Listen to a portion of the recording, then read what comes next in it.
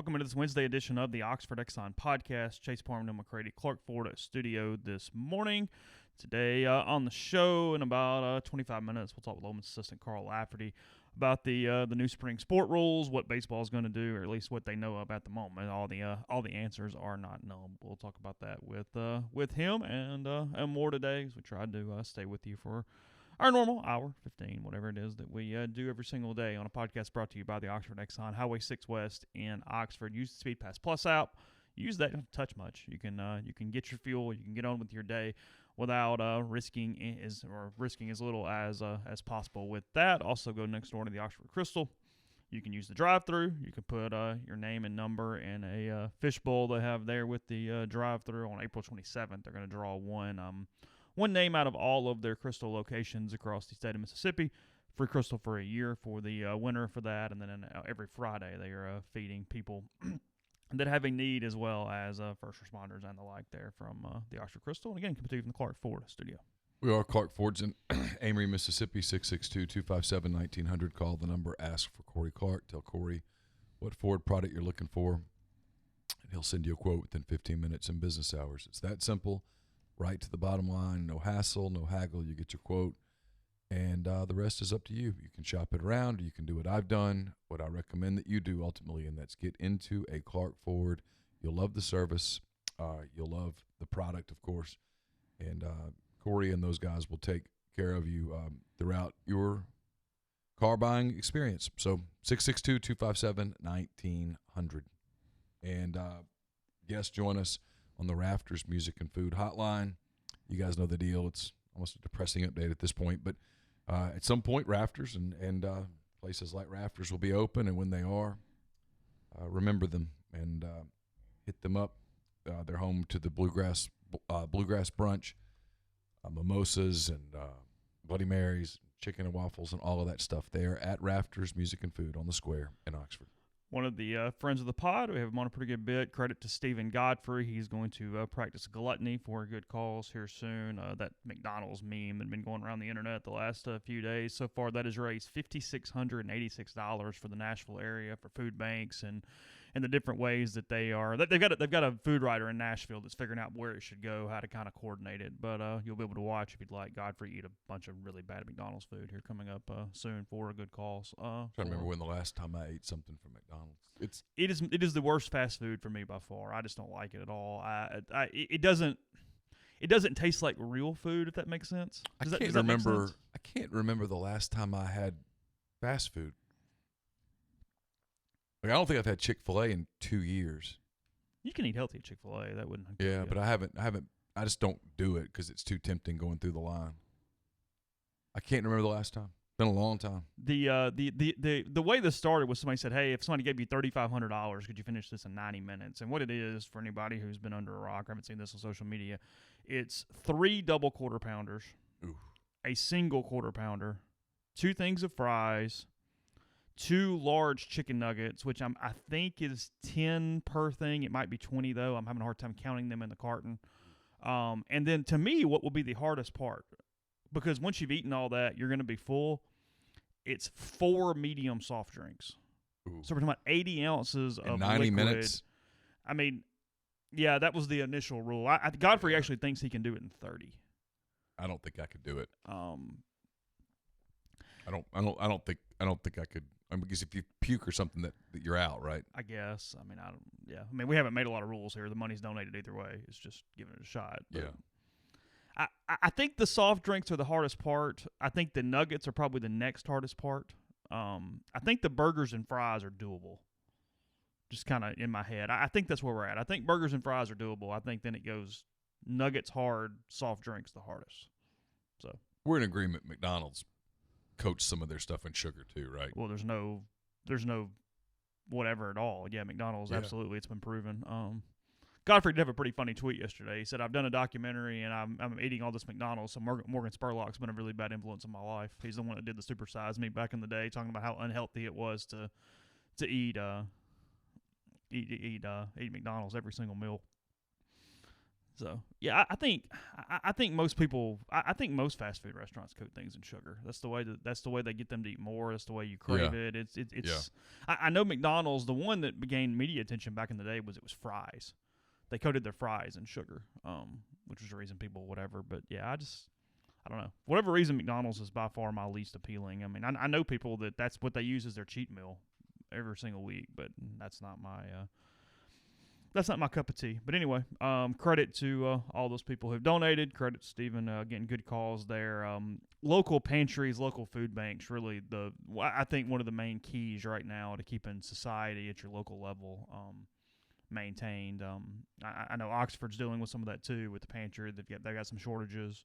So especially canned goods, cereals, that kind of thing. If there's a way to donate, if you want to help, that's a good way to locally do that. And really assist on something where you know where it's going. Nothing against regional and national charities, but there is something to local when you're helping your own community, and you know you can kind of follow the footprints, if you will, for that. So anyway, just something I wanted to mention this morning as we're getting started. Zach just said if we'll live stream this for charity, he'd be all in for it too. So Zach's a willing participant here if we want to make someone eat tons of fast food as we move forward. You know, some of this too, though. The one thing, kind of like from in my head thing, is we're trying to fix a food shortage by wasting food. There's a little bit of a weird counterproductive argument in my head here. A little bit. I know it's a very small amount, but just something in my head goes. I don't know. It's new times. Well, it's certainly that. I mean, we've come a long way since when I just wanted Russell Johnson to start eating a bunch of hamburgers at different places because he said he'd never had them anywhere. So I mean, we've all evolved. Yeah, I guess you could say. I think he had Cookout. Wasn't that the one? Wasn't it Cookout? He was big. He's big on Cookout. That was his place. That's right. Yeah, I thought he was big on Cookout. So, got a little bit. Your mailbags, by the way, is up. There's a good bit there. There's stuff. You kind of got questions from all over the gamut this week, didn't you? It looked like it's from everywhere. Yeah, a little bit of everything. There's a lot there. People asking different questions. From some people just wanting to reminisce about old football games. Some people wanting my opinions on the question that everyone's talking about in our field, and for the people that we cover in our field. I gave an answer. Yeah, it's just weird times. Bottom line. I told you to mark this yesterday. What we're kind of alluding to, Brett McMurphy with a story. The headline, will there be college football in 2020? Athletic directors weigh in. And he leads it off with saying nearly 1/5 of football bowl subdivision athletic directors believe there's at least a 50% chance. So 20% of the athletic directors believe it's a coin flip. Make it easy to understand what he's saying here. At a full college football season won't be played this fall because of the impact of COVID-19. If there is no college football, a majority of the 130 FBS athletic directors contacted by Stadium predict dire consequences for the sport. Quote, there better be a season or many programs will be out of business. Quite simply, it would be devastating. Another said more directly, if there's not a season, we will be effed. Yes. Yeah. That is the thing there. It is the topic. This is not a criticism. Not really criticism at all. It's just I got to fill up an hour of a podcast. I feel like we're rushing these questions. I feel like we're having these conversations so prematurely that it's doing nothing but just engaging people in griping both directions. I get we got to do something. I get they're worried. But I do feel like we're just kind of jumping the gun a little bit either way. It's just so freaking early. I have a philosophy in life. You and I are different on this. You and I completely disagree on this topic. Yeah. Hope for the best. Prepare for the worst. Hope for the best. Prepare for the worst. Especially if the worst is a realistic possibility. And it is. I talked to athletic people yesterday who said, might not start till January. Might play a football season in the spring. Might be different. It will be unilateral. These are all different people saying the same things. These will be unilateral decisions. Spoke to one athletics director who said, here's the problem. And it's multifaceted. Here's the problem. And this is an athletics director who is going forward right now with the anticipation that they will kick off the first weekend of September and play games. But he, like I, is a believer that you have to start preparing for the worst. And he said, here's the problem. All of these kids are gone right now. They're scattered everywhere. They don't have access to gyms. They're on their own. They're in different communities, different rules, different levels of outbreak, different things. No one really knows. Our people, this is not Ole Miss, by the way, just for anybody questions. Our people don't really have a solid foundation on what's going on with each and every kid. So you get those kids to get them ready for a football season. He said we need to have some form of team activity around June 1st. Sure. So he said, you're a smart guy. Tell me, what's the problem with that? And I said, well, the first thing that comes to mind is your campus open June 1st? Because if your campus isn't open on June 1st, you have issues. He's like, yep. So you got to bring all the kids in. Where do you put them? Do you take the kids who live off campus in apartments, which is the majority of the kids, and tell them, no, can't go to your apartment. We're going to put you in X dorm. Mm-hmm. Okay. Yeah. Now, how do you feed those kids? What do you do with those kids 24/7? Do you eliminate their ability to have any contact with the outside world? For how long? Those are all issues that these people are having to start to address. And yeah, we can say it's early to address those things, but it's April now. And this is a process that takes some time because you got to put a lot of things in place. Are you going to have the capability to test all of these kids at one time? No one knows the answer to that today. Maybe in 6 weeks or in 4 weeks or in 2 weeks or in 2 days, we'll have those answers. But today, people are having to drive places to get a test and not get the results for 12 days, 8 days.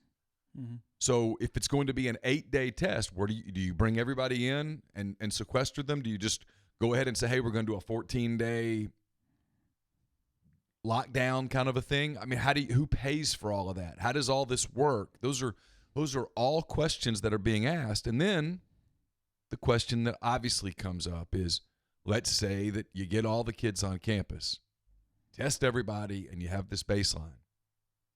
And then you start practicing and stuff, and somebody becomes symptomatic, gets it, and it might not be a player. It might be one of the coaches. It might be one of the grad people. It might be a trainer. It might be whatever. Do you have to test everybody? What happens if it starts around the country? There's just so many issues. And then there's the other issue. There's how many people out there, and everybody in college sports is playing this thing without fans is not happening. No. It's a terrible look. It's an awful optic.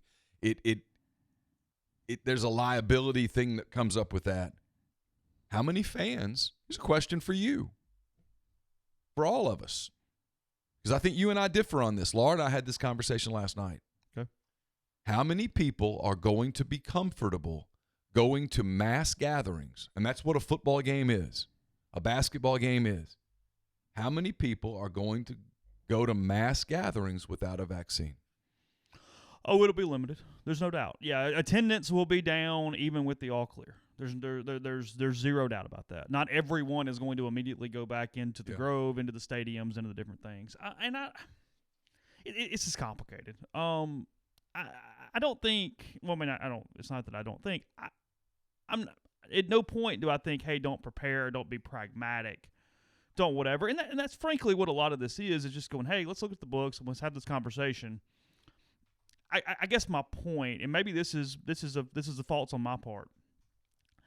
I feel like we're going to have this not you and I, just the world, are going to have this conversation daily. Yeah. And I think that when every day you just go, hey, you know what? There's not going to be football. There's not going to be this. It's going to. I think in these times, from a mental health standpoint, tone is very important. I think you're pragmatic. I think you prepare. And then I also think you compartmentalize a little bit and you just deal with your day-to-day a little bit. I think there's a certain amount of it can go from pragmatism to dwelling really fast if you're not careful and turn negative. Yeah, that's true. But I mean, for what we do, I'm amazed that like I saw the pushback that Brett McMurphy got yesterday, that Mm-hmm. Ross Dellinger got yesterday. I'm the exact opposite of the people that are pushing back at those people. My pushback is at the people who like, hey, here's a 5 quarterback battles to watch around the country. Well, that's dumb too. That's stupid. Nobody's trying to do that. Well, there's a lot of people doing that. Holy shit, I guess man, my point it's is that's not my everywhere. point, Yeah, and it's these sports reporters who I don't know how to report anything but sports. And the sports are just meaningless today. This is, if the campuses can't open, it's all a non-starter. Mm-hmm. That's the discussion right now. And at places like Ole Miss, and I can't think of who else has already done it, some of these campuses have said, hey, we're not going to open this summer. Okay, are you going to be ready to open in August? Because, look, if you can open campuses, you can push back the start of a football season to October. You can do some things to make it work. If you pushed back the season, I've heard people say 2 weeks. Mm-hmm. I think it's supposed to open now. Don't hold me to the exact date, everybody, but September the 4th. Sure. You pushed it back to September the 18th and took those first 2 games and put them on the back end and maybe pushed the conference championship games back a little. Maybe you didn't play all of the bowls, or maybe you moved some bowls around. I don't know, whatever. You could fix some of that. If it's safe enough for student bodies to congregate on campuses, it's probably going to be safe enough to carefully play football. Mm-hmm. That's the big question. Are the college campuses going to open? Sure. Because the answer to that today is, I don't know. There's a lot of things that have to be asked. You know, do you like that at Ole Miss? The move-in date's what? August. It's the same weekend as double decker, so it's August 14th, 13th, 14th, 15th, somewhere in there. You know, how comfortable are people going to be moving their kids into Stockard and Martin and the other big dorms? Mm-hmm. You know, without a vaccine. What's it going to look like by then? I've said this on the message board. I'm not watching news all day. I've stopped. I don't turn CNN on. I don't turn Fox News on. I don't turn MSNBC on. I don't turn the networks on. I watch, and I use a different one each night. I watch one network newscast for 30 minutes, and I watch the president's briefing, and I read a couple different newspapers, including Mail Online, which quite frankly is one of the better ones. The tone's changed. Fauci's tone has changed. Now, is that because they're trying to make it where, and this is possible, because I believe that, and this isn't a criticism about Trump. Trump's like every other incumbent president. Their mind is always on getting reelected. It's always been that way since the beginning of time. Are they trying to set up numbers so that they come in way underneath those numbers and they can declare this great victory? I think that's possible. Is it possible that they're trying to tell the American public, hey, we need you to obey these things we're asking you to do. We need you to do the social distancing thing. There's a reason that in these cities they've had to go in and take all the basketball goals down from the parks. Yeah. Because until just the last few days, no one's obeying this damn thing. They were full in Tupelo with a shelter in place over the weekend. Yeah. The Rams were still up. I mean, there were churches in Florida and Louisiana that were full. Mm-hmm. I mean, we got Easter in, a week and a half? I mean, are people going to just defy that and pack churches around the country? I don't know. I mean, that's the problem, is that some people are doing their part to flatten the curve and others aren't. And if the people who are right, who say this thing is going to go into June, and Fauci said that just yesterday, then getting college campuses open and ready to go in early August is going to be a tight race.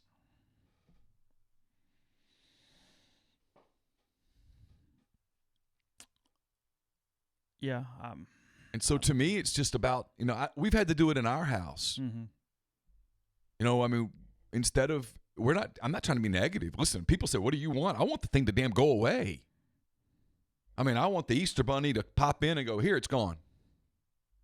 Put it up in a thing and shoot it off into the intergalactic thing and be done with it. I mean, I need football to happen. People talk about what do you need? I need football to happen. I worry. I've said this openly. I mean, unlike a lot of people who are like, oh, I'll figure it out. I mean, I worry about my livelihood with no football season. But in my house, I mean, we've had to prepare people for hey, there's a possibility that this thing goes for a while. There's a possibility that in August you're not going back to Fayetteville and you're not starting your senior year at Oxford High and you're not going back to the middle school. And I think parents who are telling their kids just blindly right now, hey, it's going to be okay, it's going to be over, don't worry about it, you're setting them up for a real disappointment. No one knows that. But the truth is, the worst case scenario is absolutely on the table right now. Now, it's not the only thing on the table, but it's on the table. Yeah, I mean, I don't have the answers. I mean, I'm dealing with it in my house. I'm dealing with it on this podcast. Dealing with it everywhere. I don't know what the correct tone is every day. I don't know. And I don't know that there is a correct tone. I think the tone is whatever you got to say. And for us, it's for me, not for you. For me, it's people say, "What do you think?" I get that question all day long from people, and it's I hope for the best, and I'm preparing for the worst. Yeah. I know that the government plans that came out recently with the loans and the grants and stuff is kind of built on a 2.5 month model. Mm-hmm. That's obvious. The president yesterday said prepare for 2 or 3 really bad weeks. Yeah. What happens at the end of those 3 weeks? I don't know.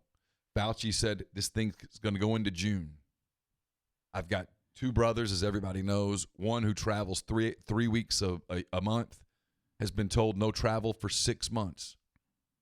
I read a New York Times story today that said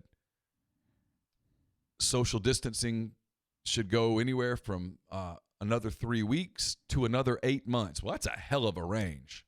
So, I take from all of that, the way I work, the way I tick, I take from that, hope for the best, prepare for the worst. And people say, what would, well, if you played the 2020 football season in January, February, March, what would that do for the 21 season? I don't know.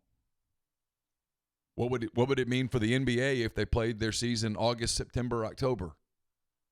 What would it mean for Major League Baseball if they followed the Scott Boras directive, which wouldn't finish until after Christmas if the World Series went to 7 games? The point is, the truth is, you figure it out. Yeah. Plenty of time to come back, talk about it in a minute. We're going to switch to baseball in a second. We'll tell you about Community Mortgage, Oxford, Memphis, Soto County, and Chattanooga. Underwriting and processing is done in Memphis. So you're getting a look at underwriting, understands your market, a leader in condo financing, and the float down option. So you can find Jason at 662-234-2704 or JLOWE at communitymtg.com. The podcast also brought to you by our friends at Grenada Nissan. If you're in the market for a Nissan vehicle, that's the place to go. They've got a complete selection of new and previously owned Nissan vehicles. It's GrenadaNissanUSA.com. We are also brought to you by the Iron Horse Grill. Iron Horse Grill located at 320 East Pearl Street in Jackson. It's also a place that specializes in on-site large event catering for up to 250 people and off-site full catering services, especially beverage catering. It's one of the largest beverage caterers in Mississippi. It can service the entire state. So call Sarah Black at 601-398-0151 for your catering needs. Knock that off your worry list and make Iron Horse Grill an event. Let Iron Horse Grill make your event one that is memorable forever. Don't just accept what you see, but imagine something new. Step forward and chase after a better version of yourself. Every day, Corinth Dental is helping people reinvent themselves one smile at a time. Dr. Bubba McQueen, Dr. Jenny Beth Hendrick are devoted to restoring and enhancing the natural beauty of your smile using conservative, state-of-the-art procedures, including Invisalign. These clear aligners are the virtually invisible way to improve your smile. So call Corinth Dental today for a no-cost digital scan of your teeth and let them show you the way to a straighter, healthier smile. 12 months, no interest, no down payment, financing available at corinthdental.com. Podcast is brought to you by visitoxfordms.com. You can go to the page, see how to support Oxford during this pandemic. They have everything up from who's offering delivery, who's offering carry-out, who's offering curbside assistance, as well as ways to help in the hospitality industry as well. So more on that later, and we will keep you updated here. Again, visit oxfordms.com. And again, if we'll go down to Carl Lafferty. If you're in a live stream, just hang out 1 second. We'll be right back.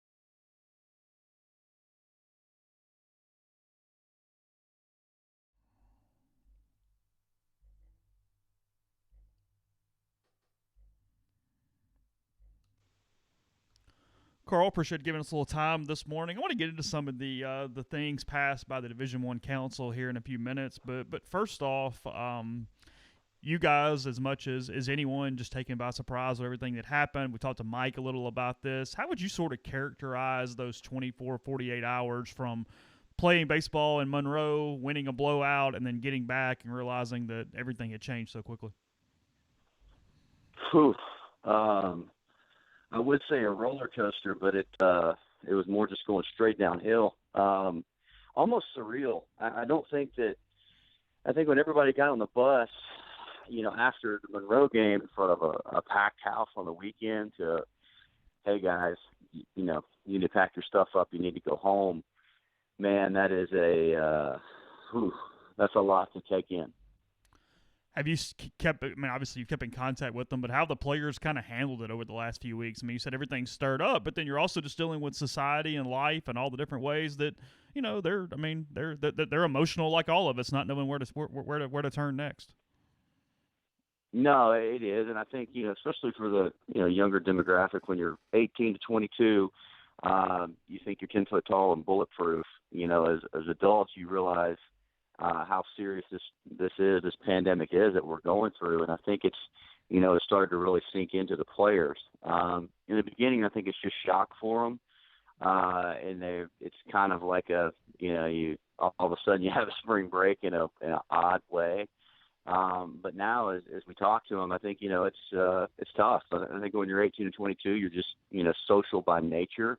And now, I'm talking to Doug Nikhazy, and he's in, Orlando, Florida. He can go outside for like an hour, to do some type of exercise, but he can't go see his girlfriend or his friends. And it's a very necessary adjustment, but still, a huge adjustment for them. And I think we're all just, trying to get, through this, endure it, and search for some normalcy again. I guess it's a dumb question, but when you lose a close game or a season ends in a way where you have a bunch of what ifs, this is a whole different level of a what if, right? I mean, the way you guys are playing, the way things kind of come together, it's probably that thing that for the rest of your life you're kind of going to wonder, well, maybe that was a team that did, fill in the blank or this. No, it's a very fair question. I think it's one is, if you cut coaches open and you really ask us, and it's been a question that's been given to me just by friends, family. What did you think about this team? How did you feel about them? There was a certain uniqueness to it. Again, you can speculate and say, we'd won the national championship and all that, and because we were playing so well, we had won 16 straight, and I think it's fair questions and fair what ifs to have, but this is the thing I'll say about this team. From a coaching standpoint, there was a unique attitude, a unique chemistry with this group of guys where even if it was, an 8 a.m.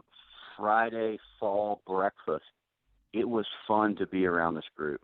And they had the attitude of, next man up, whether, most of the time when you see a guy get pinch hit for, they're a little irritated. They may have a little bit of a kind of a sourpuss face, but you would see that guy on the rail cheering for the guy that went up to hit for him, because I think collectively as a group, it was a dynamic where there was a lot of newness. And so everybody just felt like they had a hand in our success. And, part of that was, I give a lot of credit to Mike. We're trying to play a lot of people and use a lot, because we're trying to figure out the best combinations for everybody. But in that, you've created, an atmosphere where everybody has a piece or a role or a way to impact the game, no matter how big or small. And on every night, you just look at our box score, there's a ton of guys playing, and you interject that with some really unique personalities, characters, energy.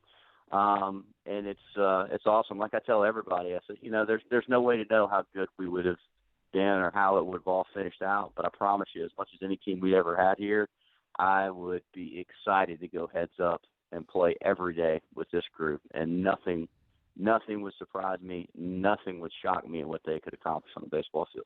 Obviously, you'll get a lot of those guys back next year. Roster, college baseball anyway. You've got the 27 and the 35 and the quarter of a scholarship and the lottery scholarships and all this. I mean, it's almost already so complicated, not just for you and trying to put it together, for me even trying to explain it to people half the time.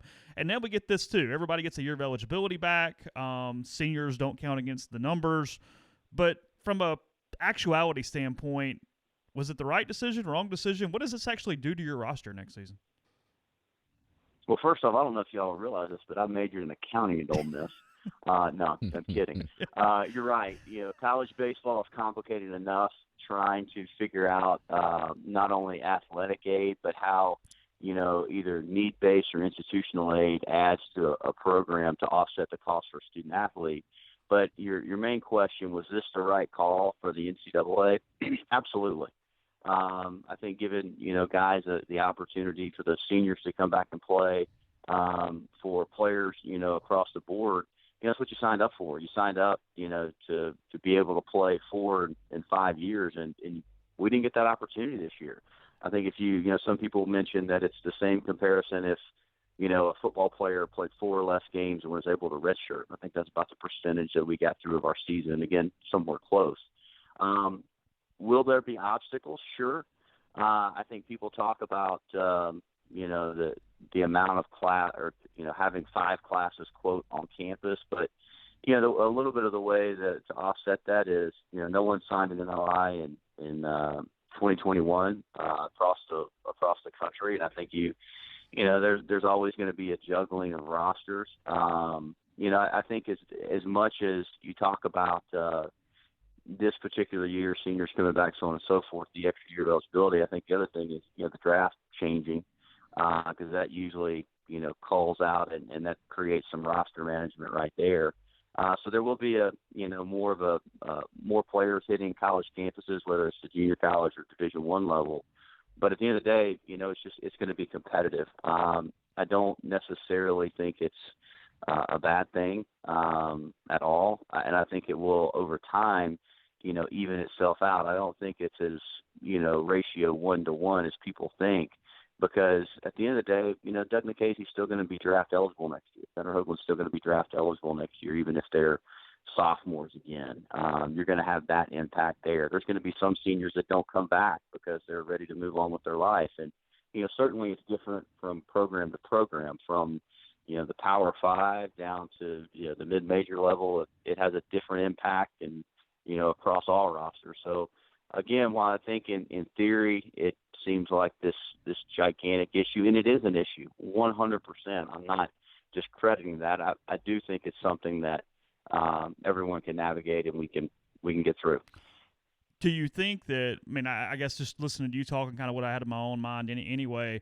But the draft potentially being just 5 rounds, with such a hard cap on free agent signings of only $20,000, I think max, something like that. Do you think there is that big influx though of juniors who would have gone that do potentially show back up? No, I'm not talking about Servideo or Keenan. I'm not going to put you on that kind of spot, but just in general, is that where we're going to see the biggest difference from a roster for next season? Sure, and I think that's if you go back to. There's some schools that were in our shoes last year. And what I mean by that is, we were obviously a young team this year. It's not, the draft isn't going to hit us like it did last year.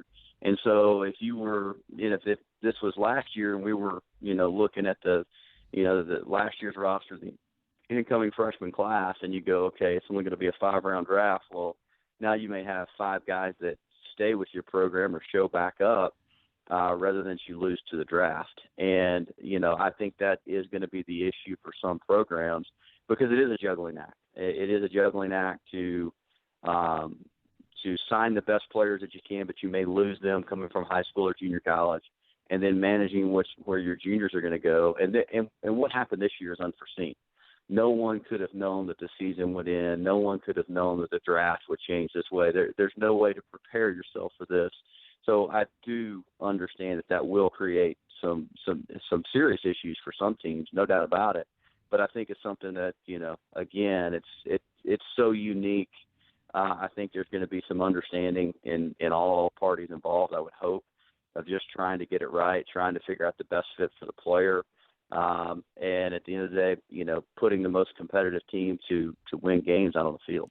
It's going to be open season somewhat if they relax this transfer rule here in a month or two, let everybody do a one-time transfer, and if you go to a different school, you potentially can get more aid than you got at your previous place for that season. Are we about to see a little bit of, I hate to say free agency, but something along those lines in college baseball? I hope. I think that the transfer rule will be especially for a partial scholarship sport. I think it'll be a good thing. I think there always is some fear. Hey, you could lose this or you could lose that. I think there will be, certain layers that overlap that rule at the conference level that maybe don't, and this is totally speculative. I don't know this for a fact, but would, make in-conference transfers a little more difficult or, maybe even prohibited. But I do think that the one-time transfer thing is a good rule. I think especially in the case of what's going on right now, trying to alleviate some situations. I don't think it's bad at all.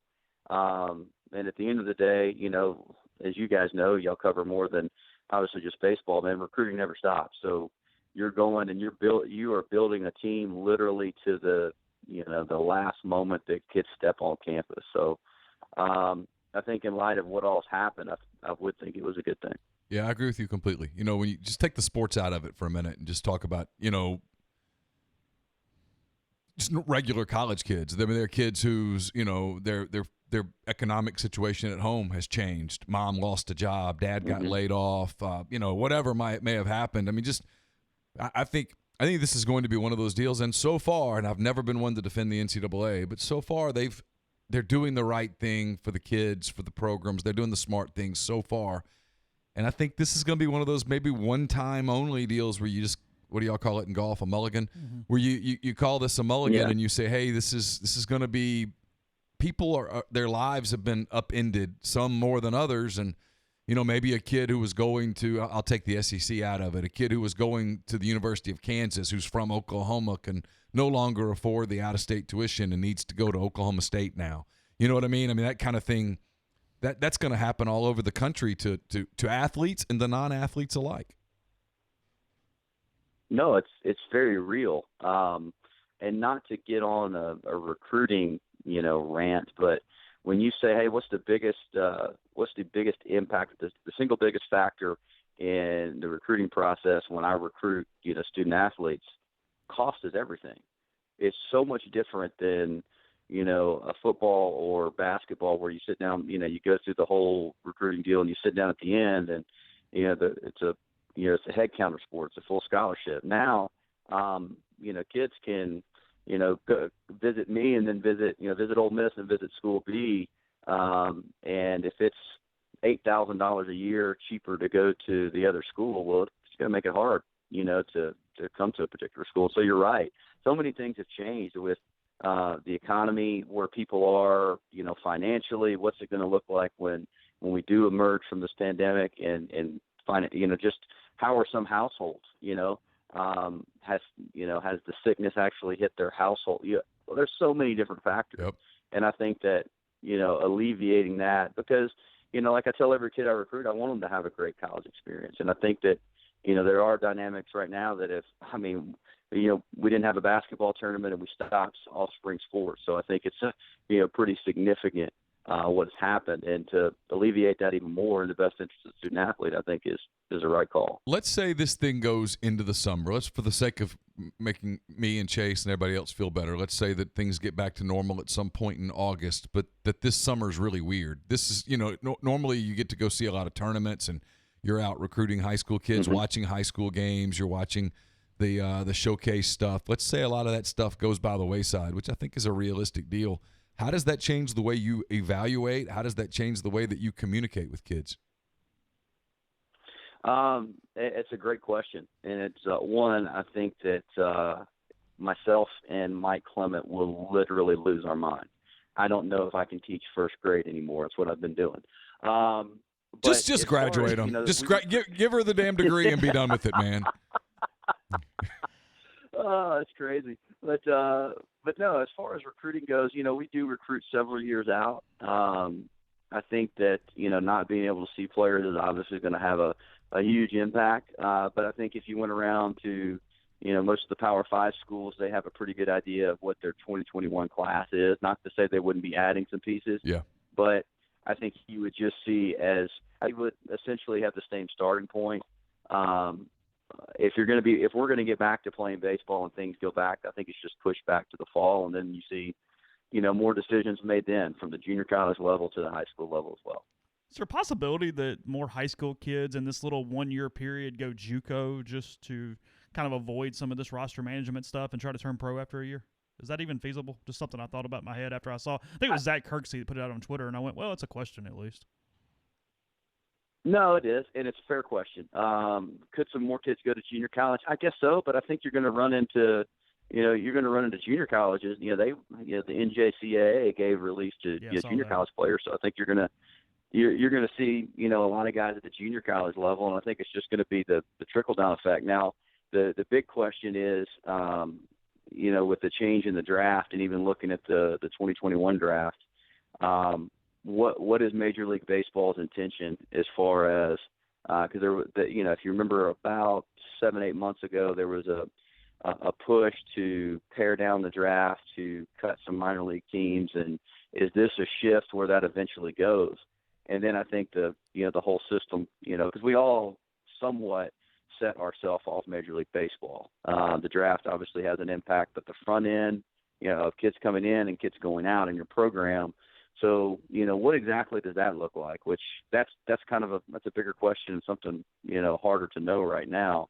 But certainly that's going to have some impact. So it's, just like anything. I mean, I think we're living in the recruiting world. You're living day to day, but trying to do the best you can to forecast out. You mentioned it with Hoagland and Nikhazy. At least you're at a program that's based off of 3-year guys going pro, getting into the system, putting them in a good spot for the draft and for a professional career. For a lot of smaller schools or schools that don't necessarily have that process, suddenly they've got these incoming classes that are probably going to be trimmed a little bit because they don't have room for these guys from just a space, from a money standpoint, from a sports system standpoint.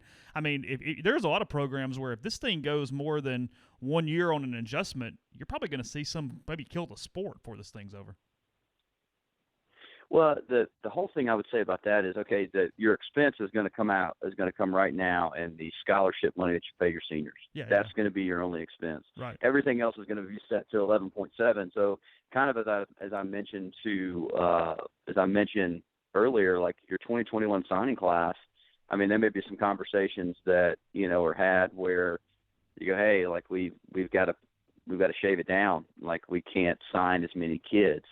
And then the system kind of starts to reset itself. That's a very real possibility. But then you're just, you're controlling what you're taking into your program. And so while people talk about the 2021s, 2022s, none of those kids have signed an NLI yet. And while there's verbal commitments in baseball, obviously the verbal commitment's a lot bigger. It's a lot, I don't want to say binding. That may not be the correct terminology, but it has more significance than in other sports. So I think that you'll see some things happen there for sure. But I think if you went to every coach and you said, okay, would I rather have quote, a 4th or 5th year senior playing or a freshman, man, it's a lot more comforting to be able to look at your projected lineup or rotation and go, I've had this guy performing for three or so years, in my program versus the unknown of a freshman. So I think that, again, and it will work itself out, in 4 years.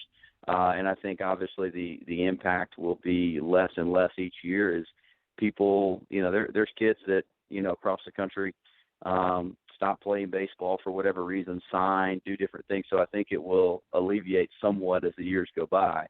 And that was kind of I think everybody thinks, okay, well, everybody that starts this year, man, they're going to play for the next 4 years on a college campus. And that's just not the case. It's not real life.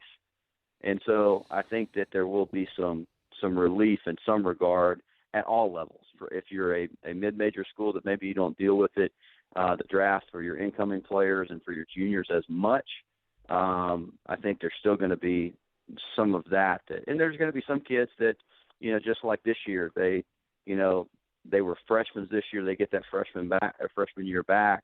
But after 4 years of college, they've got a job, and it's like, hey, I'm ready to move on. I mean, heck, we had that with a player. We had a player in 2014. We went to Omaha. He was a guy that played on our team, and I love the kid. We still have a great relationship now. But he said, hey, I know I could come back and play another year, but I've got an opportunity to get into nursing school. I want to be a nurse anesthetist, and I think this is the best opportunity for my life. And he made a move. Oh, that's right. And I don't blame him. It was a great decision, and that happened. And I'm talking about, hey, Ole Miss just goes to Omaha, and that happens. And he's a wonderful guy. And if I was in his shoes, I don't think I would have made a different decision. But that was totally on his own. And my point in saying that is if it can happen for us after that, it can happen at every level, out there. So those scenarios I don't think are as public or people know about them as much, but they still create some flexibility and, opportunity moving forward. But I think the biggest impact you'll see is on the 2021 class, more than likely. I'm going to ask this because I was getting it all year, and you're probably not going to answer because it's kind of like your children. You like them all. Where's in your mind, where's Hoagland and Casey stack up as a 1-2? You've had a lot of good ones over the last 15 years. Man, I had that question asked to me the other day in a different, not from a reporter, it was actually from a coach. And, you can get into the draft eval projection, big league side of things. But if you just get to hey, we need a Friday and Saturday guy to go out there and win games, man, they're as good as any. So if you get what I'm saying, like when you talk about those two guys, or maybe Chris Ellis and Christian Trent, certainly they wouldn't have maybe the big league projection of a Lance Lynn, Drew Pomerantz combination, or, Lance Lynn, Will, something like that. But I think these guys, as far as going out and towing the rubber and competing with anybody, I think they've got a good chance to win, Friday and Saturday as anybody's ever had. That's how I feel inside every time they take the ball. I think the team feels that way. What was kind of your overall take on what you were able to see from Diamond as a freshman? I think you saw kind of, again, he had solid outings for us on Sunday. I think you saw a kid that is super competitive, is a strike thrower, and just like some, if we're going to get really, I guess, granular with it, there were some inconsistencies, maybe in execution that you normally see from a freshman, which is just part of it. But you saw a guy that, in my opinion, I think can, move forward and really, like, almost like Gunnar even took a step forward. That's what you hope Derek does. And I think just with time, he's going to get better and better. How's it going around the the house with the little ones? You planning on having to play a little zone defense right now? Oh man, I'm daddy daycare. Lauren's still working, so I've got the 3 boys at the house, and oh my gosh, like trying to do online first grade classes. My wiffle ball game, I am the best 40-year-old wiffle ball player, at least in 3 states. It has been, as crazy as college recruiting and college coaching can get, and as terrible as everything that's going on in the world right now. The silver lining for me is I have had a chance to spend a lot of time with my kids that I would normally never get, and so that's been the really cool thing. Have a real big appreciation for teachers. Holy cow, the patience, and man, it's a lot. What show are you watching over and over and over and over and over? Is it like Paw Patrol, or what's the show? Paw Patrol, PJ Masks, Mickey Mouse, and the Roadster Racers. I mean, we hit them all, buddy, and it is anarchy if one of those goes off. I mean, it's like Lord of the Flies when things like that happen. You got people throwing, spears and knives and everything else. But I'm sure you guys are going through the same. Yeah, I had Carly Ann for several hours yesterday, and we just tried not to kill each other because it was raining for a little while too. You couldn't get outside. And you're like, all right, look, we're in the same prison cell right here. We got to figure this thing out. We're gonna have to find a way to coexist for a bit. So, overall, she's pretty good. I mean, we're pretty advanced for 4, but it's still a chore from time to time. Mine are older. We're just fighting over internet streams more than anything else. We're fighting over Wi-Fi, over who can get on the Peloton now. It's we don't really fight over TV shows anymore. I mean, I had that experience in my life where I watched The Wiggles Christmas. I think I watched The Wiggles Christmas about 6 times a day starting in September through Christmas. I've told the story. I had to leave the day after Christmas to drive to Orlando. I was covering Auburn at the time, and they were in the Citrus Bowl or Capital One Bowl or whatever the hell it was called. And I had to leave on the 26th, and I was driving down to Orlando with no music on in the car, and I caught myself singing The Wiggles Christmas. It was the soundtrack to my life for about 4 months. I've been there. Yeah, you mentioned this. Go ahead. No, I was going to say I'm going. Usually, it's a little over 3 miles round trip over to Chris Cleary's house, and we knock on the door, and he has a golden retriever. So I let my kids just chase his golden retriever for 45 minutes, turn around and walk back. So that's 3 miles of good exercise for some young legs during the day. But that's what we got going on. You mentioned being home this time of year. Seriously, you've been like when I say home, I mean not coaching, not participating in baseball. What, a year or two in the last 2.5 decades? Oh yeah, I mean I think I started working at Ole Miss in September of 2005, and so man, I stopped playing in 2003. So there was a 2-year window, and I was still taking vacation days to go watch the SEC tournament, in the spring of 2005. So I've never been home like this. Then my wife looked at me like, you're useless. I mean, I can't coach, I can't recruit, can't be with my players. So all I've been doing is cleaning the garage and being Mr. Mom, which again, I'm ready for this dead period to end. I'm ready to do something. That's for sure. Get it. Well, appreciate the time. I'm sure we have a chance to catch up again. So enjoy your day. Go see Chris's golden retriever, and we'll talk soon. Awesome, guys. Appreciate you having me. Thanks, Carl. Thank you, Carl. It was Carl Lafferty there on the Rafters Music and Food Hotline. You good? No issues or anything? Oh, no. I just that was a call I had to take. Okay, that's what I was making sure. Yeah, I was good. Nothing news related that we're like, oh God, we got to change. No. Okay, fair enough.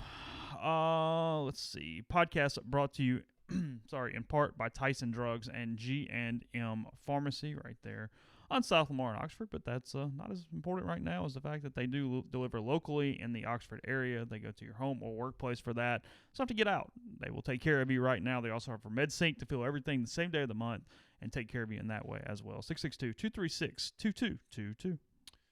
The podcast also brought to you by Nest and Wild. Sleep better with a Nest and Wild mattress. Nest and Wild is a Mississippi-based mattress company making a high-quality mattress delivered right to your door. They make buying a new mattress easy. They're all 1 foot thick.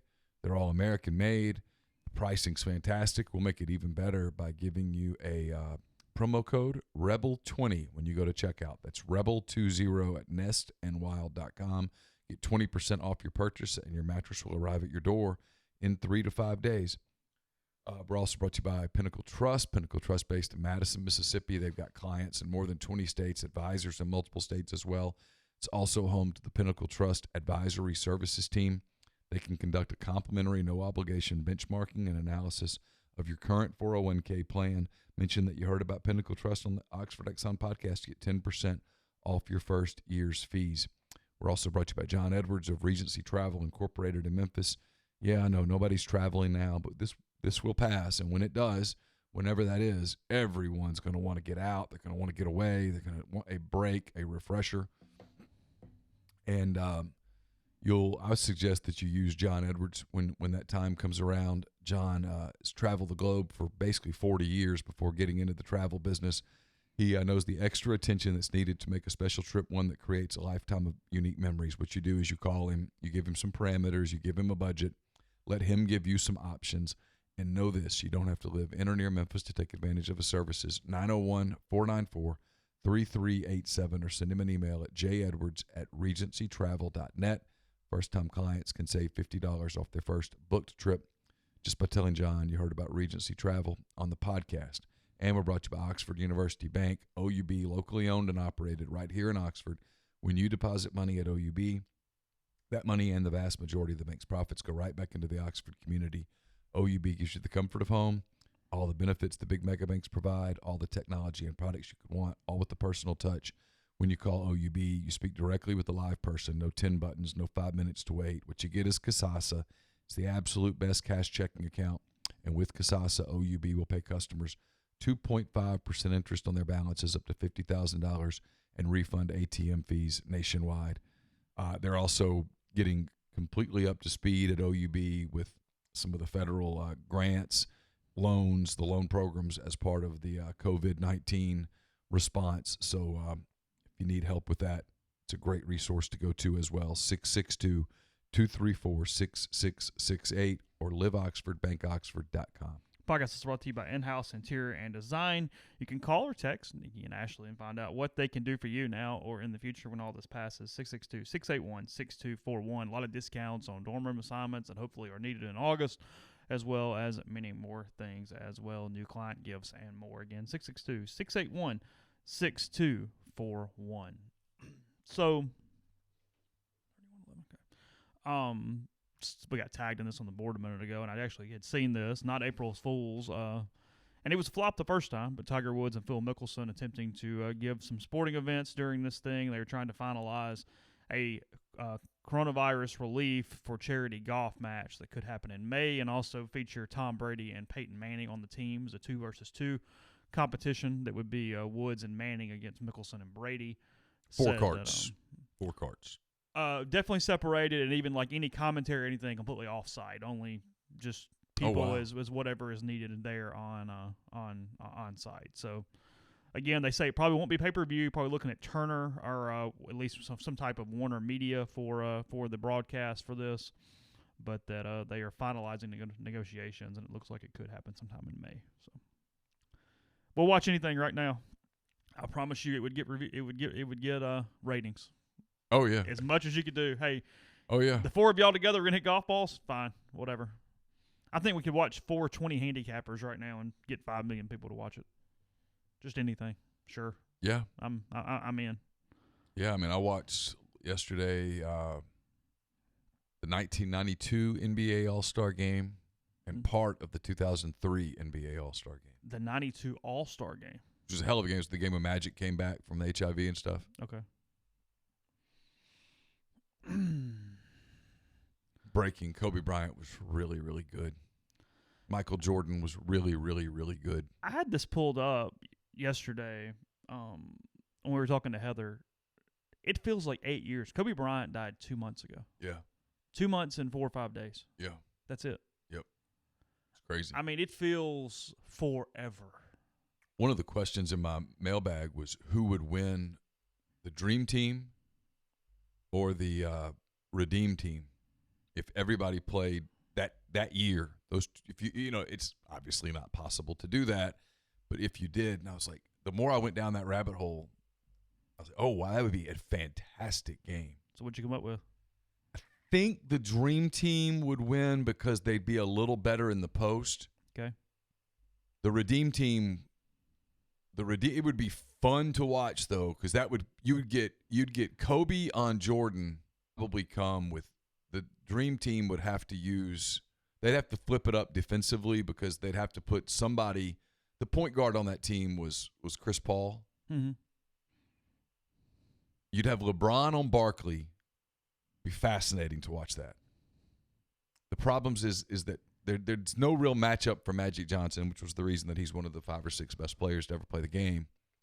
And the Patrick Ewing issue would be one that the Redeem Team would struggle with. How much they would be forced to go with Tyson Chandler, or would you be able to play LeBron as the center, play KD at the small forward? It'd be fun to watch if those two teams could play a 7-game series. To watch it develop over the course of a series would be absolutely awesome. I know we're never going to see that because obviously some of the people are no longer with us, unfortunately. But if a computer could put that together and make it last, I'd actually watch the simulation. You'd be all right with that. Great players. Like when the 92 All-Star game tips off, 9 of the 10 players on the floor are on the Dream Team later that summer. Just brilliant. Just some of the players were just. I mean, you forget how good Chris Mullin was. The NBA, the NBA PA, and 2K have partnered to produce an NBA 2K tournament that will air on ESPN and ESPN2 starting Friday. Basically, just we're doing esports for NBA players right now. Players are playing, Yeah, players are playing. The tournament will run on ESPN until 8:30 p.m. And then transition to ESPN2 until 11:30 p.m. 16 NBA players will compete, including Kevin Durant, Trae Young, Hassan Whiteside, Donovan Mitchell, and Devin Booker. The winner of the event will receive $100,000 to give to a charity in support of relief efforts. So there is that. Let's see. They are seeded. Players were seeded based off their player rating in NBA 2K20, with Durant a 96 overall in the game as the number 1 seed. Players who were tied in overall ratings were seeded based on tenure in the league. So your matchups, if you care, are Kevin Durant against Derrick Jones Jr. Is Trae Young against Harrison Barnes. It is Hassan Whiteside against Patrick Beverley, Neil's boy. It is Donovan Mitchell against, Rui Hachimura. Is that correct? Yeah, I'm not sure. Okay, Washington Wizards player, 79 overall. I don't know. Devin Booker against Michael Porter Jr. Andre Drummond against DeMarcus Cousins. Zach LaVine against DeAndre Ayton, and Montrezl Harrell and Domantas Sabonis. So those are your players for this event. Carson will probably watch that. I don't know that I'll get locked in on that, but yeah, I don't. He will. I'm good. A lot of kids will. A lot of young people will absolutely watch NBA players play NBA 2K. There is something therapeutic and kind of relaxing about watching video games on the internet or on television. I don't know why. I'm not a video game guy, but I will say there's something about it that's just kind of okay. I don't hate it. Even in times like this, when I have time to do it, it just doesn't do much for me. You've got to kind of make an effort to do it, and then it's like, all right, yeah, okay. I know the shocker of all shockers, Godwin with the Bucks has given Tom Brady the number 12. Meaning Tom Brady paid for the number 12, I'm sure. But either way, probably a very nice watch or something. I'm sure there was something involved there. I have no doubts about that whatsoever. But. Webb, as always, my friend, thank you so very much. And I completely agree with what you're saying. Is that the first responders, the medical people, police, all of those people right now are more in my thoughts and prayers than ever before. I think because we all, in the real world, just sort of in the everyday world, we just sort of take them for granted as being there. And now you read stories about, like especially in some of these hot spots, New Orleans and New York, these first responders, the EMT people are having to go into these houses, and it's not a matter of if they're going to get infected, it's when and how badly. And can't imagine living like that. And they do it every single day.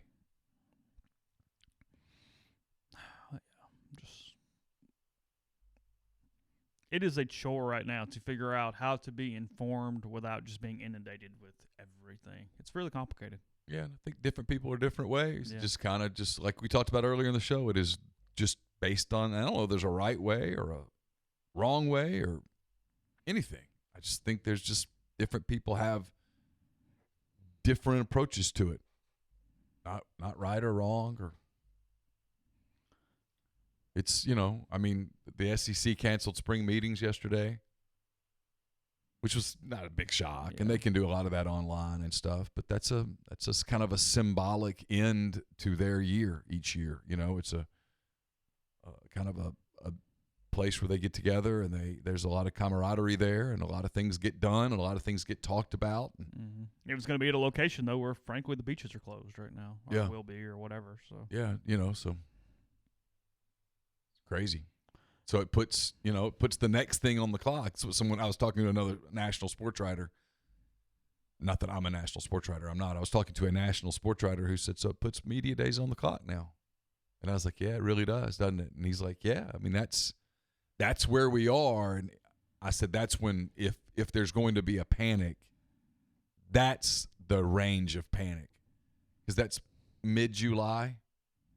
And if people say, hey, you know what? We don't need to put all those people together in Atlanta in mid-July. That's off. People are going to start saying, okay, well, what's next? Because what's next on the clock is report dates and fall camp and that kind of thing. For our Louisiana and New Orleans listeners, I see I'm reading here from Carly Wells' Twitter account that Trader Joe's has closed its Metairie location after 2 employees have tested positive. So there in Metairie, that is shut down at the moment. So the big thing I'm listening for is test. Mm-hmm. Test. It's one thing I want to hear more about test and antibody test and being able to distribute those, being able to get those done more effectively where we can get an idea of who has been exposed, who hasn't, who's at risk, maybe who isn't as much risk. And then I'd love, and I don't know if we've had enough time with it yet, if they've been able to do any clinical trials about if you've had it once or if you've been exposed to it, which I guess means had it, mm-hmm. are you at risk to get it again? Right. Yeah. What is the period of immunity that goes with having it? Yeah, I'd love to know those answers. I think those answers would go a long way in being able to shape some decisions. It's like, Laura and I were talking this morning, like, if Campbell goes back to Arkansas, are we cool with, hey, like this past season in September, she went down to Dallas and they went to the A&M game that they play at the Cowboy Stadium, and that's a annual thing between Arkansas and Texas A&M. And I was like, not on my dime right now, not without a vaccine or without better knowledge of where we are today. And that's what I'm hoping. I'm hoping the next 60 days brings more concrete information about what is and what isn't. Mm-hmm. So, all right, we will we'll close there for the day. Again, back to tomorrow. We've got some guests lined up for you really over the next week or so. Still working on trying to entertain, inform, trying to bring some normalcy to your life as much as that is possible. So appreciate everybody in the live stream for hanging out this morning. Appreciate Carl for giving us a little time as well. And we will talk to you again tomorrow.